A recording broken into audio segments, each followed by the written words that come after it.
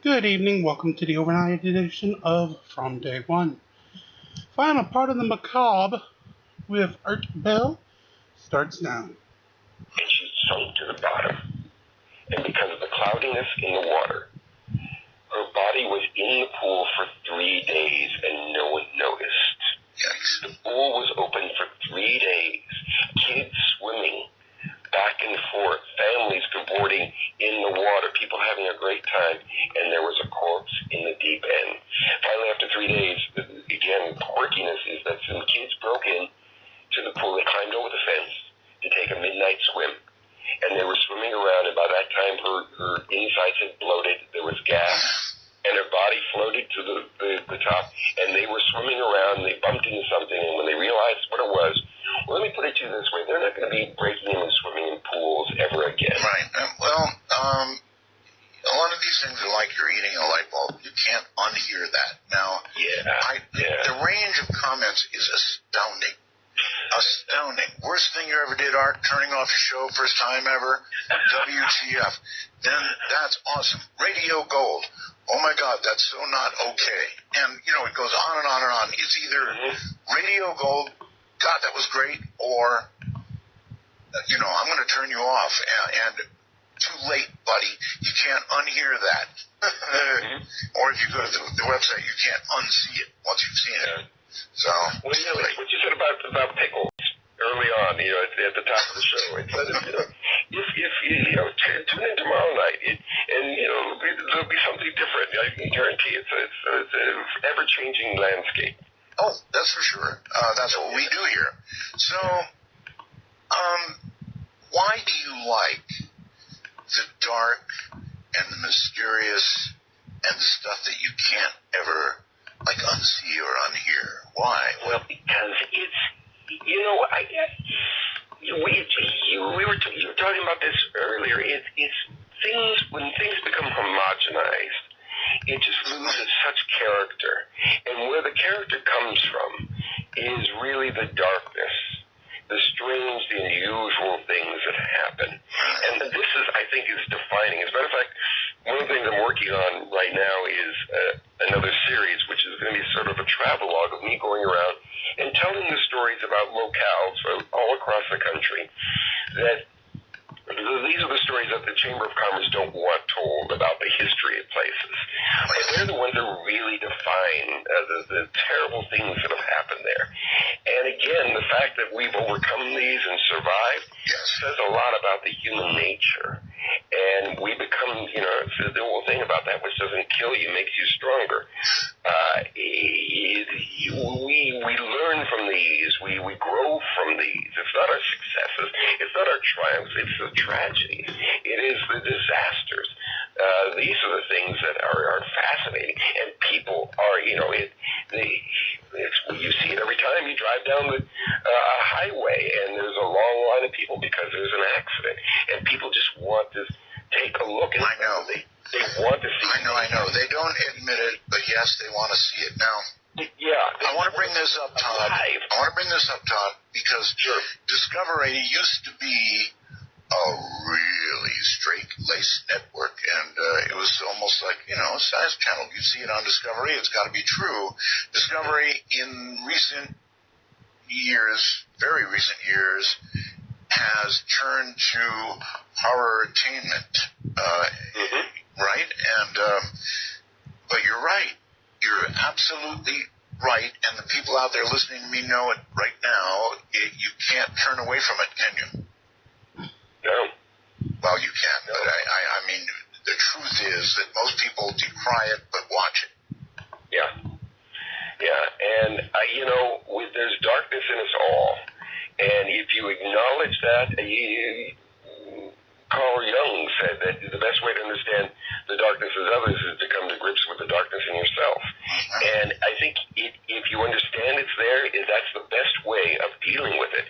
That so you don't go down the road of these dark people that we chronicle in True Nightmares, and that you see doing awful things all around us. It just reminds us that we all have that potential, and we should celebrate the fact that we haven't gone down that road and we haven't made those choices. Are you fairly sure that that's the effect that it has, that it doesn't cause people to, I don't know, go off the deep end. We live in a pretty weird society these days. I wonder how many people watch something like that and then emulate. Well, I don't think that's the case. When you look in the profile of people who are doing dark things, there's usually a great deal of repression there. There's a great deal of sitting on top of all this and feeling that the world has wronged them, and so therefore they grab a gun and go off and do something very, very dark and awful to their fellow man. They do. Whereas if you have a little bit of a release valve by watching this stuff and knowing that you would never want to go down that route, it maintains sanity as opposed to encouraging insanity. Okay, well, I hope that's right. But it seems like we're facing an increasing amount of this in society right now. Really crazy stuff. Or, I don't know, the media just chooses to cover more of it, but no, there's more of it going on. I'm pretty convinced. How about you? It's a tough thing. There's so many changes in our world, and people find change so threatening that they want to. Many people want to revert to fundamentalism in many flavors, and that's fine. That's fine if that's what you want. You have that freedom, but when that festers and becomes the desire to destroy those which are different from you, that's when you run into the real problem. And that's what we see bubbling up, because there have been people who have made a great deal of profit by spouting hate, and that's a whole different thing than what we're doing. Okay, you say, apparently, that there is no such thing as the truth. Now, when you make that statement, what do you mean, no such thing as the truth? Well, when you hear someone say the truth is, or let me tell you the truth, I find more often than not what you're getting is one of two things that have been mislabeled as truth. You either get fact or you get opinion, which is people's reaction to having experienced fact, their interpretation of what fact is. And fact doesn't require any help from anyone else. The facts are facts, and they stand alone. An opinion is, like I say, people will try to put more weight behind it by saying it's the truth. And so, like I say, when someone says this is what the truth is, chances are you're hearing either fact being presented or opinion. And now, having said this, the question is whether it is fact or opinion. Having said all we've said, is there anything you can think of that truly frightens you? Oh, yeah. Really? Yeah, the IRS. Yeah, pretty scary. Yeah, there are... Power is really frightening. There are people out there that will use fear, and they will use influence, and they will use whatever they can to manipulate. And those are the things that frighten me, and we see so much of it going on in the political realm these days. And people that just... I made a joke on Facebook, and that I said, okay, all right, enough of this.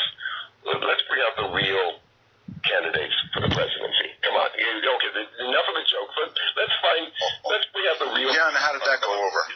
Yeah, and well, people, they laughed about that, but it's kind of sad that, it's not about leading a country. It's more about appealing to people to get the vote, enough votes to get in office. All right. All right, hold on right there. We've got a quick break.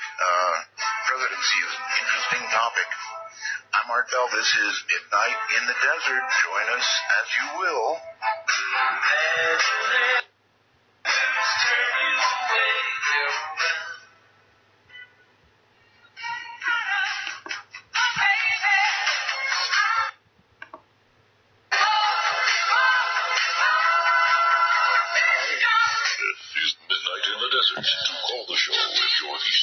midnight, call 1-952-CALL ART. If you're west of midnight, call 1-952-225-5278. Okie doke, everybody, here it comes, the mini talk, and then underway we go. If you would like to, speak to my guest and ask a question, Todd Robbins, the national number, once again, is 952-225-5278. That's 952-CALL-ART, or, of course, you can call on Skype at MITD51, in North America, MITD55, in the rest of the world. And I guess I have one more question, then we'll go to the phones for Todd, I promise. And that is this, Todd. You said that, you've attended seances, right? And so have you ever seen a seance that you regard as legit? Yeah, actually. Really? It was an amazing phenomenon. It was on my 30th birthday. I threw a party. I wanted to play around with some table tipping, which is sort of like a large version of a Ouija board. And so I was going to gather some people together and just put them around a table and put them in the right mood and see what we'd come up with. And the word got out, and before I knew it, I had 50 people who wanted to come. So I rented a room and set up all these tables, and I just put everyone in the right mood, candlelight, the whole thing, and extinguished the candles one by one as I was telling them what to expect and what could happen. And it was an amazing phenomenon. What people experienced, the tables moved, people saw things, and people had imagery come to them of dead loved ones, and it was a very, very interesting and powerful experience that had no trickery, no deception to it whatsoever, other than what was going on in the hearts and minds of the people there. Well, and people were still talking about it, and that was almost 30 years ago. How do you come out of something real like that without being a very changed person? Oh, I don't think you do come out of it. I think you are changed. That's the great thing about it. It just, again, it ties back to the mystery of what was going on in that room, and I don't really have answers for that. All right. Well, look, I would like to let some people ask questions, so let's do it. You're on the air with Todd Robbins. Hi. Hi. Good evening, Art. I just wanted to say welcome back. We missed you. Thank you. You're welcome. And also, I have two questions for Todd. Todd, first of all, I live here in the Bronx, New York. My name is John. Mm-hmm. And I was just wondering, first of all, where do you appear generally? I mean, do you have shows that you go on regularly in the city? Yes, I had a show we did off-Broadway called Play Dead, and that closed down, and we've toured that around. We're actually going to be opening that in Las Vegas, but in New York, I'm one of the regular performers and actually one of the producers of New York's longest-running magic show called Monday Night Magic. It is every Monday night at the Players Theater in Greenwich Village. You can find out more information at MondayNightMagic.com. All right, great. Now, one other thing, I was with the NYPD for about 25 years, and I do agree with what you said regarding people have a macabre part of their, internally, definitely inside them, because I've been to enough accident scenes and everything else where people just want to look and see everything that's going on. That's right. They don't care how horrific it looks. But the other question I had for you was, basically, do you ever get, just in general, stomach issues in general? Because I know I had food poisoning a few months ago, and, I mean, you're eating glass, and you don't get sick from it. Is there anything food poisoning, you think you're going to die. It's that bad. Exactly. I mean, when food poisoning, and I've had, a few strange things happen, but nothing related to the glass, remarkably, because part of it is I have to stay on top of it and keep everything healthy down there as much as possible. So I've been very fortunate. That's great. Well, thanks so much, and keep up the great stuff. I mean, you made me cringe with the chewing on the glass tonight, too, so it's definitely worth it. Totally. But the fact of the matter is, you can do this, and at home you cannot do this. No. Folks, and that's the big one. I always worry, and I'm sure you must too, Todd, that somebody will try it at home. And even though what you do is real, people have to understand that if they try it, well, they do it wrong. Could they die? Yeah, it's similar to watching Nick Walinda walk on a wire across a canyon. If you try that, you're going to die. If you watch someone do a triple somersault, if you go, or any dangerous stunt, it is a stunt that I know how to do. And if you try it, you could end up hurting yourself severely. Well, I do appreciate the fact that what you do, which you call sideshow, is real. In other words, it's not trickery, even though it's bizarre, maybe hard to watch, and you'll remember for all the rest of your life. It is real, so it's not hokum, it's not baloney. Yeah. You've really done something that has, in some way, probably changed somebody's life. All right, let's go here. I think to Winston-Salem, North Carolina, maybe. Yeah, hey Art, this is Eric calling from Clemens, North Carolina. Okay. Just bedroom community comes off that exchange. Listen to you on my TuneIn radio app. I'd like to say good evening to my friends at the Midnight Fans Forum. They're all chatting away right now. That's the way to do a plug. By the way, if I may, please, as you listened to that light bulb being eaten here on the air, how did it hit you? Like I'm pretty good at visualizing. I could actually see him. Yeah, it made me cringe. Yeah, okay, all right. So even on the radio, I was wondering. I thought bad enough to actually see it, but to hear it, well, now I realize that's also bad. Anyway, go ahead. Yeah. Oh, I had married into a showbiz family. My wife's grandfather was a past president of the International Brotherhood of Magicians, so Charles Roscam, and one of my best friends growing up was a guy who traveled with the Amazing Keith and Jeannie, and they were actually one of the top 10 traveling magic acts. And as I got to know him, he would never tell me how the trick was done, but if I figured it out, he'd say, yeah, you're kind of close. And it just occurred to me that even if you know how it's done, it's still magic. Yeah, but again, I want to draw the line. This is not magic, meaning there's no trick here.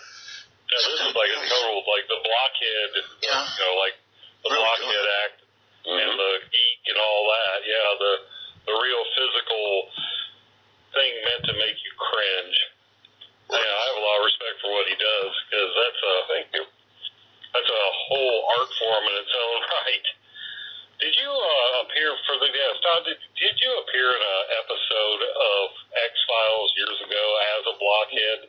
No, that was my friend Jim Rose.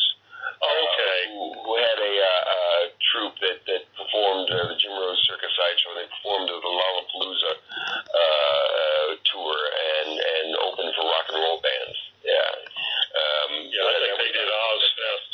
Yeah. Years ago. Mm-hmm. There was Ozfest. Did it down in Charlotte. You'll find sideshow in rock and roll venues these days more often than not. They're often paired with burlesque performers and things like that, but that's usually where you'll find sideshow troops. Well, there was so many attractions. I'll put it that way. Attractions just walking around the general crowd. It was. Yeah, I've got some piercings and some illustrations, but I saw some walking around Ozfest that I didn't have to pay admission to those. The freak shows put people on stage that are stranger than the ones that are watching it. Yeah, I can imagine. All right, I forgot to give out a number, by the way. We do have a first-time caller line. I'm trying to give that out now every show. So if you're a first-time caller to the show, it's area code 775-285-5800. 775-285-5800. And if you can't get through there, you can try area code 575-208-7787. I've got a lot of lines. I might as well make use of them. Let's go to, I think, West Virginia. Howdy. Hi, this is Kevin. I have a real quick story to share, and then a question for you guys. All right? Go ahead. Mm-hmm.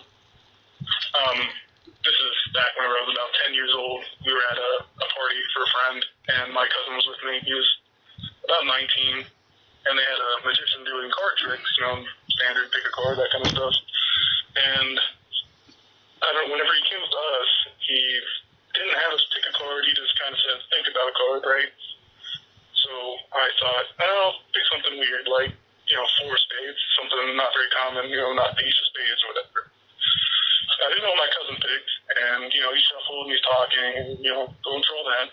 And then he hands us each a card, and he says, turn them over at the same time. I turn mine over, and it's, the card I thought of. And my cousin, when I see his, I'm just thinking, like, that can't be real, because it was the information cards that they handed out on, like, the bicycle decks. The little off the head, and I thought that was just bizarre. And I can't think of how that could have been a trick. We never touched the card. You never asked us anything besides think of a card. And my question is, have you ever encountered something like that where you can't even conceive of a trick? Like, it just has to be something weird. Yeah. There's a card guy in Sweden named Leonard Green who worked as a night watchman. He's a doctor, and he worked as a night watchman in an insane asylum, and would be there all night long with all the patients having been medicated. He had nothing to do except watch the monitors, make sure nothing was happening, and he would spend 6 hours a day or night practicing card tricks. And he can do things. He does a thing called the laser count, which he will take a little laser pointer and put a little spot on the table, and he will deal cards. He will deal cards into the that little spot, and they will vanish right before your eyes. The most amazing thing I've ever seen. That sounds like somebody in distress. Is that? Yeah. Well, my 7-year-old just woke up. He'll be fine. All right. Let's go outside the country to Daniel. Hello, Daniel. Where are you? Hey, I'm in London at the moment. London at the moment, okay. Yeah, just waiting for my bus and having traffic on the way to work. So, anyway, just a quick one. I'm getting really annoyed with the fact that people are still falling for the cup and ball trick in London with money. So I was just wondering if you knew any way, like, to psychologically kind of trick them into losing. Yeah, you can't win those kind of con games because it looks like one guy doing it, but chances are there's a whole crew. But even if you know what they're doing and you pick the right key, you find where the key is under the shell, chances are you're going to walk, if you do walk away with money, you're going to walk around the corner and you're going to be roughed up. And they will end up taking your money back because you just can't win at those games. The best way is to walk away. It's also tough because you see people playing them and you know they're a scam and you want to enlighten them, but you really can't. You have to be very, very careful because I've seen people try to smarten up people that are playing these games and get punched by the guy who's about to lose his money, saying, I know what I'm doing. Get the hell out of here. Forgive the language there. And so it's a no-win situation. The best thing you can do is, just find a local cop and say, look what's going on, and try to chase them off, and hopefully they'll go away. That's exactly, pretty much what most people do. One of my great entertainment at the moment is Darren Brown, and I was just wondering what you thought of some of his stuff at the moment. Well, I like Darren. Darren's a wonderful entertainer, and by the way, in his current show, he's eating glass, and you'll never guess who taught him how to do that. You did? Yeah. Because Darren has done it in the past on a little one-off basis, but on a regular basis in the show. So we had another lovely Skype session in which we talked about all that goes into it, and he's a wonderful, wonderful guy, wonderful performer, and just a great fellow. Todd, does it take a long time, caller, thank you, to learn how to safely, if there is such a word, even eat glass? It was something that I kind of worked up. It was a step-by-step thing. Again, I'm not instructing anyone how to do this, but I kind of got used to biting a little piece of glass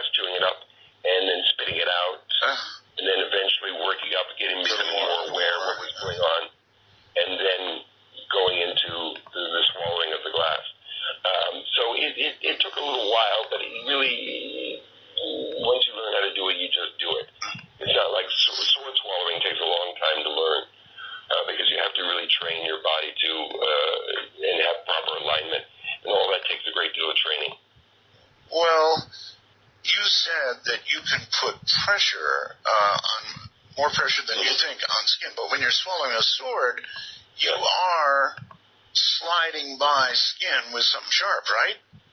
Well, the thing about it is the swords usually are not sharp, but they are solid. Yeah. And you have to overcome the gag reflex, and you have to have proper alignment and just know what you're doing, because there's so many things you can puncture down there. It's probably, it's just it is with along the lines of glass eating. It is the most dangerous thing to do. The thing about it is that if you do it and you're having trouble, you can stop. Whereas once you swallow the glass, you don't have that option any longer. Oh, that's true. Yeah, there's a rumor that Anton LaVey, founder of the Church of Satan, and I've had somebody on from that church, sent you a fan letter? Yeah, I did a instructional video. There was so much bad information out there about sideshow stunts. Yes. Many years ago, I did a video clearing up some of the misconceptions and instructing some of the simpler of the sideshow skills, and also giving a little background about the history and all that. And I was approached by a guy who wanted to do, we had some questions about sideshow stunts that I had originated, and he was asking permission to do it. And he said, can I do anything in trade? I'm a performer. I really haven't originated anything, but maybe there's something else in my life that I can be of benefit to you. And I do this. I run a haunted house, and I'm also a deacon in the regional director of the Church of Satan. And I go, stop right there. Yeah, stop and right there. Really? And he goes, yeah. And so, by the way, Dr. LaVey is a big fan of yours. I go, what? He said, I visit him every year, and I always like to bring him a little gift. And last year I gave him your video, and he watched it, and it reminded him of his days working in the carnival, because he had that background. And he liked it so much, he sent me this lovely note. I said, can I get that? I was sure. And it was thanking him and saying lovely things about what I did and how much he admired it and how much it reminded him of the days of his youth when he worked in the carnival. Maybe he liked, I don't know how to put this, the mood that you put people in as they watched you devour glass. Mm-hmm. That might be part of it. People that work in the carnival and sideshows and places like that, there's a little phrase called "with it," which means you're with it, for it, and never against it. And once you get involved, it's very much like being in the military. Anyone who's ever been in the military, whether they're World War II or any of the other conflicts, or even if they never went to war, there's a bond. Of course. All people in the military, and it's the same thing with the carnival. That once you are of that community, you always have a bond with anyone else that is part of that. So I think he saw that in me, and it reminded him of his days. And there was that. And I had an invitation to meet him, but I didn't get a chance to get out to San Francisco in time, and he had passed away. Oh, all right. Let's go to El Segundo. Is that right? Yes. Lavish El Segundo. Hello? El Segundo, hello. Going once, going twice, gone with the wind. Wilmington, North Carolina, your turn. Hello, Art Bell? Yes.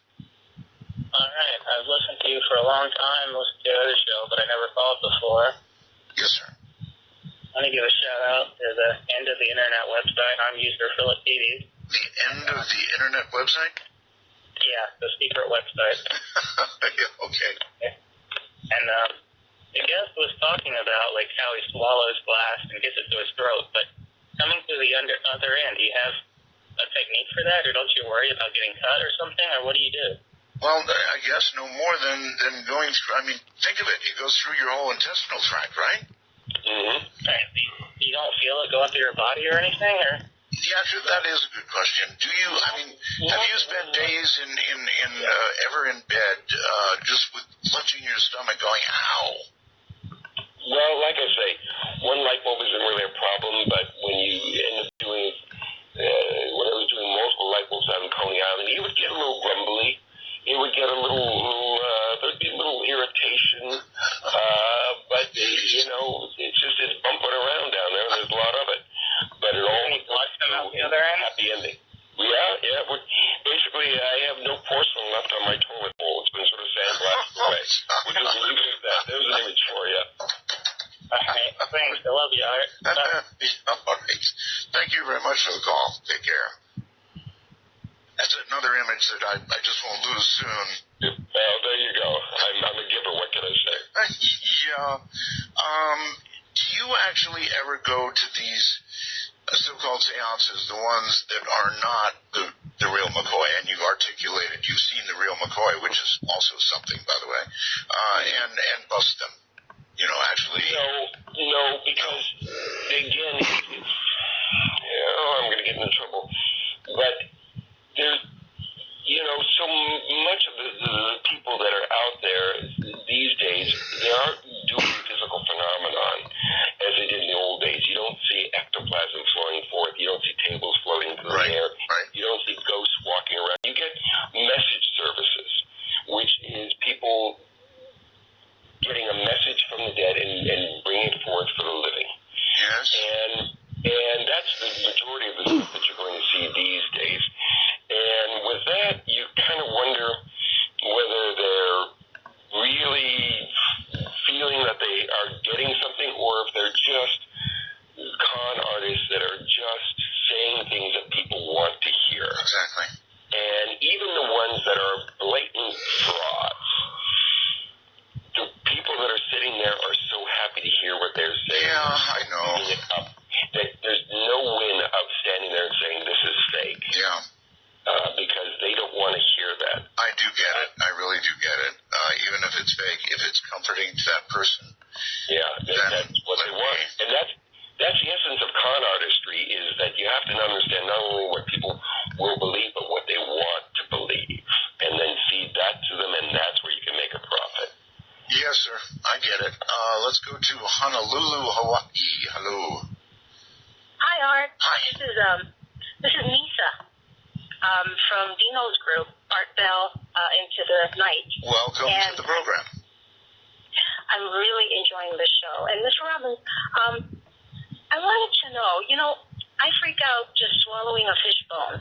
And here you are chewing all these glass bits and whatnot. What happens to your tongue when you're eating? I mean, you know, when we eat, the tongue kind of like mingles with the food and stuff like that. And I just can't wrap my mind around all those bits of, how do you not get it shredded? Well, you know, that's the great thing about it. The tongue is very, very rubbery, and you know, one little piece of glass can actually get lodged. But the irony of it is that when you have a big pile of glass on your tongue, it kind of holds together in such a way that it doesn't cut up the surface there, because there's enough give to it. And then when I drink the water, I wash it all down, and it all flushes very quickly, and so that causes, there's no real problem there. Wow. I'll never see the tongue the same again. It's amazing. It is amazing, and it's, you know, this is not, again, a trick. You know, people look at this, and I didn't believe it. When I was told that he ate light bulbs, I just didn't believe it. And now he has eaten more light bulbs than anybody in the world. Actually, in Ripley's, believe it or not, for having done that. Are you really? Thing. Yeah. Mm-hmm. Wow. Okay, since you ate all those light bulbs, could you remember the very first one that you successfully ate? Your first light bulb. I was being taught by a guy who showed me, he broke a light bulb, he took a little piece of glass, he said, no, just take this and bite it, chew into it, and then spit it out. Why not begin with a little night light, you know? Yeah, he'd say, Christmas daylight. You know, they're like little, appetizers. It was that, and then a little bit more, until I was up to doing what I'm doing now. And appetizers.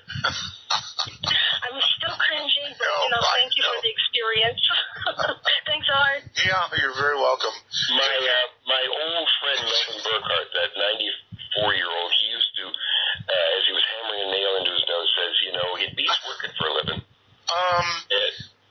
Does it really? I mean, hammering a nail into your nose. You also would say it's a hard way to make an easy living. Yeah, well, you really can't afford to be distracted when you're doing that, right? No, you do need a great deal of concentration. I mean, tell me how this is done. You take a nail and hold it where on your nose, please? Right into the nostril, straight back, not up, not down, but straight back. Straight? Really? And that can't be. If you just Google me, chances are you'll see me with a nail in my nose. Now, wait a minute. Hold on here. If I just take the end of a pen, ugly as that may seem, and I hold that straight into my nose, there's no way. If I drive a nail in there, it's going. Oh, where's the air passage? It's how you breathe. It goes straight back in the top of the throat. Well, I can see that if it's going up. No, it's actually straight back. Straight back. Doesn't seem like that would be possible. And then they hammer it with a hammer? Yeah, there's a technique for holding it, so that when you do it, you're not getting the full force of the blow of the hammer. That's the one little trick, little finesse of the thing, but it's very effective. Okay, so the nail is still going back there. And when it gets to the back of the throat, you stop. Because if you keep going, you go into the brain, and that would be a bad thing. Yes. Don't anybody out there do any of this stuff. No. This is Coney Island. If people go to ConeyIsland.com, they'll see where the sideshow school is there, and they have lessons, and will teach people how to do things, not the glass eating, but the blockheads and sword swallowing and fire eating and things like that. It's the only real place you can learn in a classroom setting. Can you explain fire eating? What was that? Can you explain fire eating? That's another one. All right, hold on. We're at this break. Feel free to join us, folks. Fire eating's up next. 952, call Art, or Skype, North America, or outside North America, rest of the world. Feel free to join in. A nail in the nose. Not for me.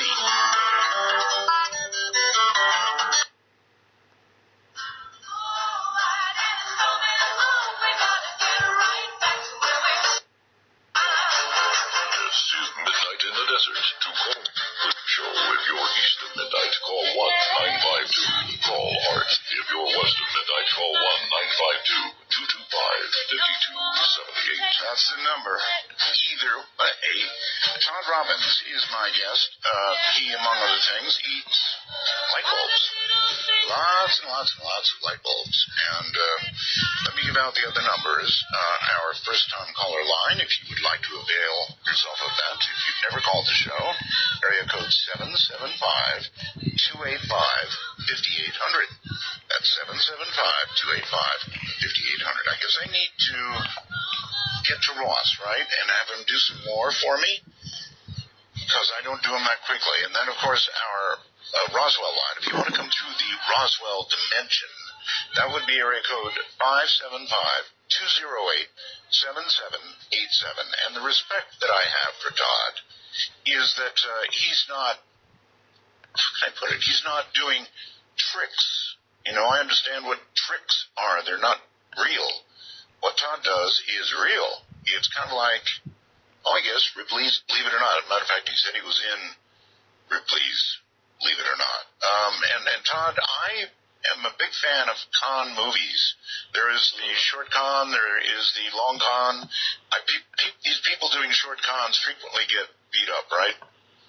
Yeah, you have to be very careful when doing that kind of thing. That the great con artists, and I use great not really as admiration, but as just fascination, work on such a level like Bernard Madoff that people fight to give them their money, and then when they take it from their victims, the victims thank them for taking their money. Yes. It's amazing. But there are cons that go on, small cons that people don't even realize. Crime has happened. There's a thing called the bottle drop, which I guarantee what's happening tonight in New York City, in which you're walking along and someone bumps into you and they drop a plastic bag and you hear glass break and you kind of go on your way and they grab you and go, you did that on purpose. You knocked that out of my hand. That was a $35 bottle of scotch that I was taking to a friend's birthday party, and you knocked it out of my hand. I'm going to call the cop. And you go, oh, I'm sorry, here. And you hand them money and you go on your way and you realize you've been conned. Right. Well, today they're updating it to things like, hi, I'm from Microsoft, and the last time your computer booted up, we noticed that you had a terrible virus. And then this comes from India, by the way, Todd. Yeah. And by the time they're done with you, you do have a virus. If you follow their instructions. It's no longer your computer. That's right. It's their computer. They actually own it until you pay up. It's horrible. Absolutely horrible. And people fall for it every day. Hello there. You're on the air with Todd Robbins. Hey, Todd. How you doing? Have you ever come across anything like this? I've seen videos on demonic magic where, I don't know if you've seen Zendra's videos on YouTube where these guys are doing magic that just can't be explained. Demonic magic? Yeah. I'm not exactly clear. I mean, there is a kind of a dark form of magic called bizarre magic, which often affects people on a kind of a different level. It's not about polite applause so much as it is jaw, and often dread that because they're doing some really some very, very dark things that are more shocking than really entertaining. So if that's what you're talking about, yeah, I do know of folks that do that kind of stuff. But demonic magic, I'm not quite, I'm not really familiar with that. So, caller, what are you talking about? Well, there's just certain things that they do that just can't be explained. I don't know. Well, get those cell phone in that bottle. Okay, well, yeah, I mean, that's a darn good trick. Let's put it that way. And there's some really creative minds in magic, some young guys that are taking things like cell phones and bottles, because everyone has a bottle of water, and will do things where it is amazing, because that's their job. But it is, at the end of the day, they're not affecting anyone's worldview on this. It is for entertainment purposes. Mm-hmm. Now, when you eat the light bulbs, do you have a meal or a base that binds the glass before you do it? Yeah, what helps? What helps? I mean, you mentioned you have a special diet. That first year out in Coney Island, I put on about 15 pounds because there was a little Italian restaurant around the corner, a family-owned place that would deliver, and I would eat pasta almost every day for lunch. And it's part of the perils of doing glass eating is that you have a tendency to put on a lot of weight because of all the pasta and things that need to be eaten Not the light bulb. Yeah. Light bulbs add no weight to you. No. How about roughage? How about neon bulbs? You can. You have to be careful with like fluorescent bulbs like you'd find in offices and things like that, because the gas inside there is toxic. So it's the same glass as you'll find in incandescent, except that it's filled with that toxic, noxious gas. So you have to break it and then kind of let it air out before you bite into it. A couple of times I've done that. Does that help you, caller? Yeah. I had a guy ate a light bulb once, but it was lit. There were 2 lit bulbs. No, because the chances are, as soon as you bite into it, it's going to go out. But you still have electricity flowing through there, and it can be a little. I like to make it shocking for the audience, not shocking for me. Okay, I'll tell you a story. Todd, and this is the truth. When I was pretty young, after I got out of the Air Force, I went to work for a while as an electrician's apprentice. Mm-hmm. And I worked for this older guy, and I swear what I'm about to tell you is true. He was kind of a crusty old guy, and he could take 2 fingers, lick them, and put them across 110 volts and tell me, okay, that's 110. Lick them again, put it on the next one. That's the 220. Yeah. He could do that, and I said, this may not be the right career for me. And he said he could do it with 440 as well, and that's just creepy. Yeah, I've known a couple of electricians or the older guys, and there is an old act in the sideshow called the Electric Girl Act, and you sit someone in a chair and you use a high-frequency generator. It's high voltage but low amp. Right. And it causes a skin effect, and you can light up neon tubes in the hands, and sparks jump from the fingertips and stuff like that. And I often would bring someone up from the audience, and they would, someone would hold a coin, he touched it, you get a big shock. And I got one guy up, and he just held it there, and it was arcing like crazy in his finger. I turned to him, I said, "You're an electrician, aren't you?" He goes, "Yep." Okay. Well, this coming up here, yeah. Okay. The thing about what this guy could do, though, Todd, is that it wasn't low current. Yeah, well, I know. This is really high current stuff. Now, he's smart enough not to be taking it across his heart. Yeah. Right finger, left finger, then you're probably dead because it's going across your heart. But he can do it with 2 fingers, something I would never even think about, not in a million years. Yeah, it amazes me. They know enough about how to be grounded and everything, so that the shock that guy was getting would probably knock most people back on their butts. But it was. I know. I know. He could take it, and he knew from the level of the sensation of how strong that current was. Yeah, that's right.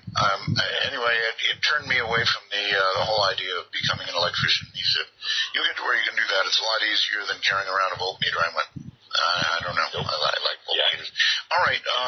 Ithaca, New York, I think you're on with Todd Robbins. Hi. Yes. Hi, Art. How you doing? I'm doing pretty well. Okay, go on, Art.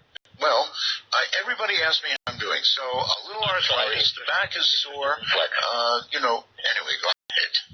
Okay, Todd, I'm curious about something about history that maybe you know. That sometime in the early 60s, there was a gentleman who had a kiosk on the sidewalk, not too far from Nations, but near Mermaid Avenue. Mm-hmm. And he would do magic tricks from there, and people would queue up and watch the tricks in the queue, but then eventually get to participate in one trick when their turn came. And this magician had an assistant who was a little songbird, not a parrot, but a little songbird. I don't know what kind. And this parrot would deliver props from shelves to the magician or people in the audience who were participating in the trick, and then would return the props to the shelf again when the trick was over. And sometimes the bird would pick a card out of a hand of cards to generate a random number used in the trick. And I'm wondering if you knew anything about this man or this bird, or what kind of bird it was, or the name of them. I've heard about this performer, and I don't know who it was. I'm sorry to say, but I have heard about this. I also heard that they would also do fortune telling. That you would write a question, the bird would go and then bring back an answer for the question that you asked.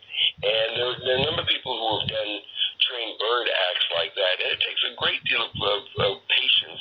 But when it's done and done right, I have an old friend who's an English ringmaster named Norman Barrett, who has basically, it's like a dog act, what you'd see in it, except it's with budgies, it's with parakeets. And it's just amazing what he's gotten them to do just by training them and spending endless hours. So I don't know who that was offhand. Do you know what kind of bird it was? It could have been a cockatiel. So this is not a parrot. This is like a regular songbird. Oh, okay. Finches are pretty good, pretty smart in regard to you can train them, but I don't. I couldn't say offhand.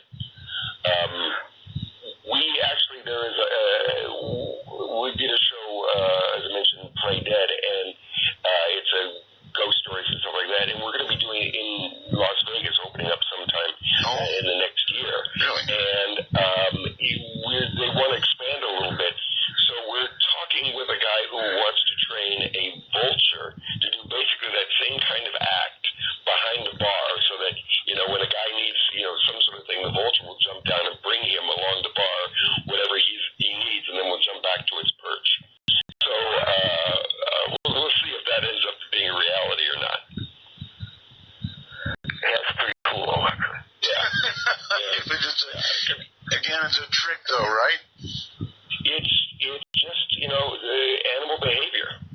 Just animal behavior.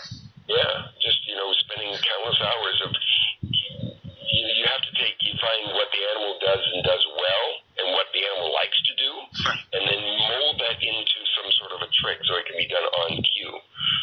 Interesting. And then I guess if you lose your animal, you lose your act, right?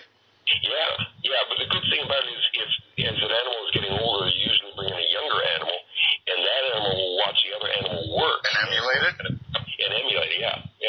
Interesting. So, where are you going to be? You said you're going to be in Las Vegas when? Well, it hasn't been set up, but it'll probably be sometime in the summer, early fall. We'll be opening. Again, the show is called Play Dead, and it's a lot of fun. People go to my Facebook entertainer page, or Todd Robbins page there. I always post stuff, or my website, which is toddrobbins.com, or follow me on Twitter, which is @ToddRobbins. They can find out more information about what I'm doing and where I'm doing it. Okay. I can try and answer a Skype call here, but their microphone is on mute. So, Skype caller, if you want to say something, you're going to have to unmute your microphone. Go right down to the lower right-hand side of your taskbar, and there'll be a little speaker-like looking thing there, and you can unmute it and talk. Otherwise, we're not going to be able to take your call. Giving you 5 seconds. 4, 3, 2, 1. Forget it. Not going to work. So Todd, you're going to be in Vegas. You're doing television. You're still doing Nightmares on investigation discovery. And I want to ask about this. How do you like television?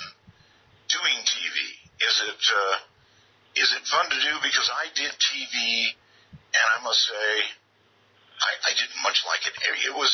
Everything was hurry up and get it done, that sort of thing.